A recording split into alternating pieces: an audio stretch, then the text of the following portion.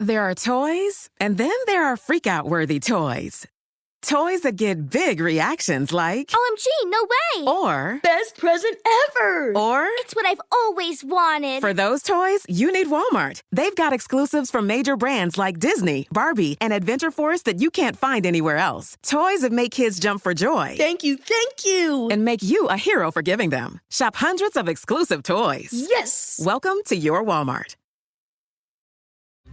This episode is brought to you by Hulu. The new Hulu original true crime docuseries, Vow of Silence, The Assassination of Anna May, examines the murder of Anna May Aquash, a Mi'kmaq mother and activist who fought for indigenous rights in the 1970s. The gripping investigation into her mysterious death, unsolved for 30 years, reveals a web of cover-ups and betrayal. Vow of Silence, The Assassination of Anna May, is now streaming on Hulu.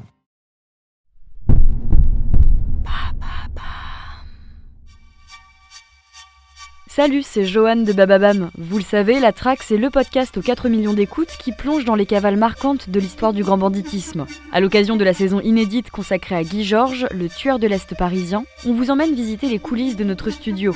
Dans cet épisode bonus, rencontrez l'équipe derrière le podcast. Aujourd'hui, je suis avec Nathan Guéant, qui est le responsable éditorial de La Traque. Il suit tout le processus de création du podcast, du choix des sujets au traitement éditorial jusqu'à sa diffusion. Salut Nathan. Salut Joanne, salut à tous.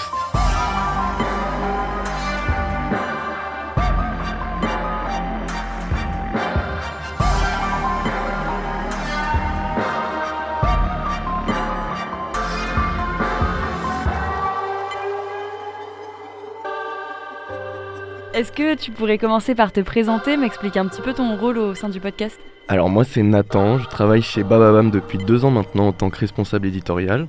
Et je suis responsable entre autres de La Traque et des Fabuleux Destins qui sont 2 gros formats originaux de Bababam. Alors sur La Traque, tu l'as déjà un petit peu dit juste avant, mais je suis responsable du projet dans son ensemble. Quand on m'a légué le projet, je me suis occupé de former une équipe d'auteurs, une équipe d'ingénieurs du son. Je fais en sorte que le projet aboutisse à quelque chose de cool pour nos auditeurs. Super. Et justement, dans La Traque, c'est toi qui choisis les sujets. Comment tu décides quel traqué tu vas traiter ? Alors il y a plusieurs critères importants avant le choix d'un sujet. Déjà, c'est important qu'il y ait eu une traque avec la police ou avec d'autres services d'ordre. Je pense notamment à Carlos Ghosn, où on avait un mélange entre une traque policière, mais aussi une traque des services financiers. Voilà, donc ça peut être d'autres institutions aussi qui lancent une traque. C'est toujours important d'avoir ce critère-là. Et après, on essaye de trouver des sujets qui ont une certaine résonance avec notre époque. Et donc dans cette saison spécifiquement, pourquoi avoir voulu traiter l'histoire de Guy Georges ? Alors Guy Georges, c'est une histoire que je ne connaissais pas personnellement, je le connaissais de nom. Je connaissais pas toute l'atrocité, les tenants et aboutissants assez atroces de cette histoire. En plus, on essaye quand même d'éviter de traiter des tueurs en série. On en fait parfois parce que c'est quand même un pan important de la criminalité. Et Guy Georges, on ne l'avait toujours pas fait depuis le début du podcast et c'était un personnage relativement important de la criminalité en France. Et puis il a marqué Paris. Donc c'est une histoire qui fait écho à pas mal de choses pour pas mal de nos auditeurs aussi. La traque de Guy Georges, elle a été particulièrement violente et donc comme on le disait, elle a marqué la région parisienne. En quoi cette saison, elle était différente des précédentes ? Alors comme je l'ai dit juste avant, sur La Traque, on essaye quand même d'éviter de trop traiter du sujet des tueurs en série. On en fait quand même parce que c'est des histoires qui sont quand même importantes dans l'histoire de la criminalité et dans l'histoire de nos sociétés. Mais s'il y a bien un point auquel on fait attention, on traite de scènes hyper violentes. Donc ça va être un travail commun avec les auteurs au niveau du traitement et de la langue utilisée. Surtout dans la saison de Guy Georges, pour le coup. Surtout dans la saison de Guy Georges, effectivement, où on a des scènes qui sont absolument infâmes. Et justement, où est-ce que vous placez votre curseur par rapport à cette violence ? Est-ce qu'il y a des scènes que vous préférez censurer et ne pas en parler parce qu'elles sont trop violentes ? Ou au contraire, tout dévoiler dans son ensemble ? Alors comme j'ai dit, ça se joue au niveau de l'écriture, mais ça va jouer aussi pas mal au niveau du sound design. Donc ça, c'est un travail qui va plus être commun avec nos équipes de post-production sur l'immersion. Donc La Traque, c'est un podcast qui se veut immersif, mais on va quand même faire attention, quand on parle d'une scène de viol par exemple, d'éviter de mettre trop cette scène en son, ce qui pourrait faire du trash pour faire du trash. Le texte parle déjà de lui-même. On n'a pas besoin de rajouter une couche de violence qui pourrait choquer et nuire à nos auditeurs. Moi le premier, je réécoute toutes nos saisons plusieurs fois, donc c'est important pour moi dans le traitement, dans l'immersion et dans l'écriture, c'est là où le curseur va se placer. Is your cold making it hard for you to get to sleep and leading to a bad morning? Switch to Mucinex Night Shift for fast, powerful nighttime multi-symptom cold and flu relief. Mucinex Night Shift fights your worst nighttime symptoms to help you get to sleep and wake up ready to go. Mucinex Night Shift. It's comeback season. Use as directed.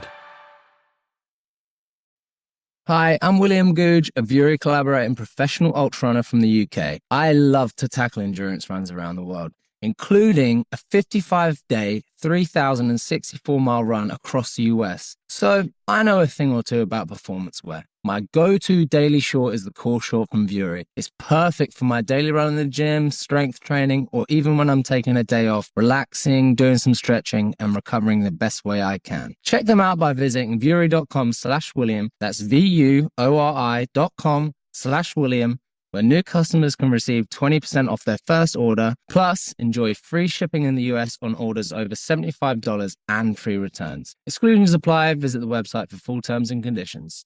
Et est-ce que dans cette saison en particulier, il y a une scène qui t'a vraiment marqué ? Alors moi, dans cette saison, et plus généralement sur les histoires de tueurs en série qu'on traite, c'est l'enfance des tueurs en série qui généralement me marque. Parce que finalement, les faits se répètent et quelque part, on peut réussir à esquisser une compréhension de la psychologie de ces gens-là. Et malheureusement, ça retranscrit une certaine forme de violence de nos sociétés, plus généralement. C'est intéressant ce besoin de comprendre quelque chose qu'on ne peut pas expliquer, dans un certain sens, tu vois. Ouais, je suis d'accord, c'est des choses qui sont inexplicables, impardonnables. Mais dans la track, c'était important pour nous aussi de sortir du podcast True Crime, raconter des histoires atroces pour raconter des histoires atroces et choquer les gens, c'est pas, en tout cas, c'est pas mon objectif. Dans la track, pour moi, c'est important d'essayer de comprendre. Ça ne justifie en rien les faits de ces gens-là, mais voilà, d'essayer de parler de la violence de nos sociétés aussi. D'esquisser un schéma psychologique. Ouais, c'est ça. Et toi, sur un plan un peu plus technique, lorsque tu relis les scripts ou que tu écoutes les montages des ingé-sons, qu'est-ce que tu attends d'une saison ? Sur quoi est-ce que tu vas être particulièrement vigilant ? La première étape pour moi, ça va être c'est l'étape d'écriture avec les auteurs. Sur cette étape-là, il est important d'avoir une certaine cohérence dans les faits qu'on raconte parce qu'on essaye de coller à une réalité historique. Donc je fais attention aux dates utilisées, aux lieux. Voilà, donc c'est une première étape assez importante dans la relecture. Je travaille avec une superbe équipe d'auteurs, donc généralement tout roule à ce niveau-là. L'étape d'après sur la track, donc c'est l'enregistrement.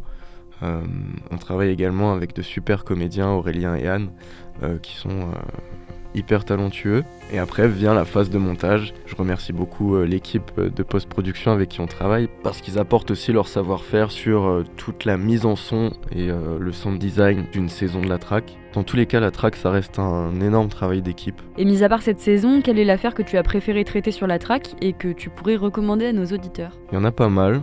Il faut faire un choix. Il faut faire un choix. Mais si je devais choisir une saison, ça serait celle qu'on a fait sur Poulan Devi. J'ai adoré cette histoire déjà, c'est une femme incroyable qui aujourd'hui a une empreinte indélébile sur l'Inde.